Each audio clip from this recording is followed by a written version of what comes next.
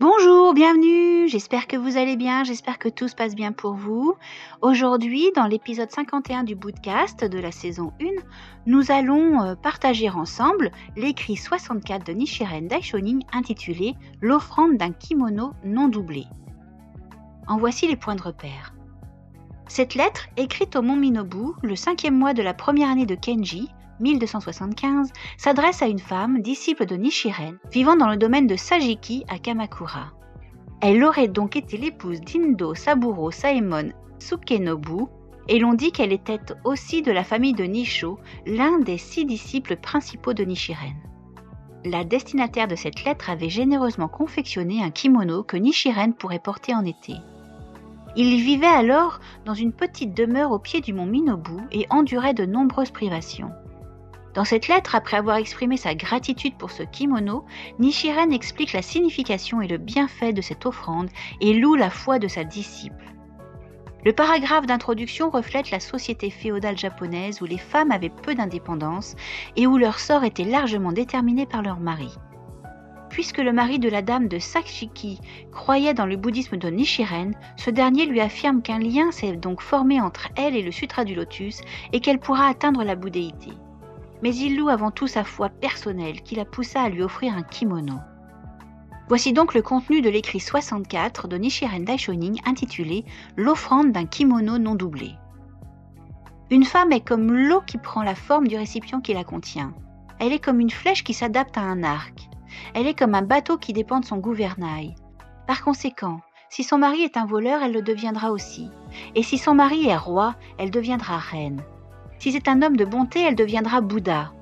Non seulement la vie présente, mais aussi sa vie à venir dépendent de son mari. Mais Ioe no Saemon est un pratiquant du Sutra du Lotus. Quoi qu'il arrive, comme vous êtes l'épouse de Saemon, le Bouddha doit vous considérer comme une femme qui croit dans le Sutra du Lotus. De plus, vous avez vous-même choisi de croire et vous m'avez envoyé un kimono non doublé pour la cause du Sutra du Lotus. Il y a 2 sortes de pratiquants du Sutra du Lotus, les sages et les hommes du commun. Le sage s'arrache la peau et l'utilise pour recopier les passages du Sutra.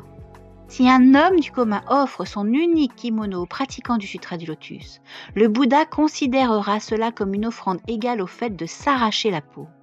Puisque votre kimono léger a été offert au Bouddha des 69 384 caractères qui composent le Sutra du Lotus, il équivaut à 69 384 robes.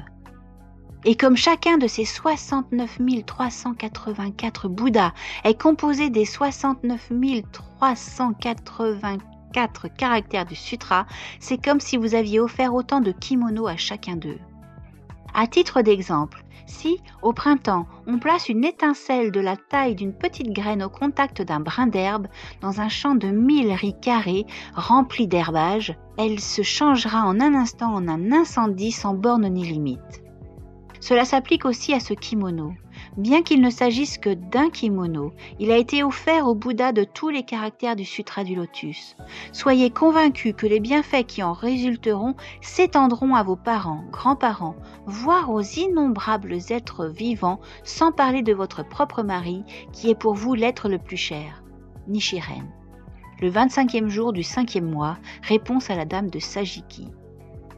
C'était donc l'épisode 51 du Bootcast, qui portait sur l'écrit 64 de Nichiren Daishonin intitulé « L'offrande d'un kimono non doublé ». J'espère que ça vous a plu, j'espère que vous reviendrez.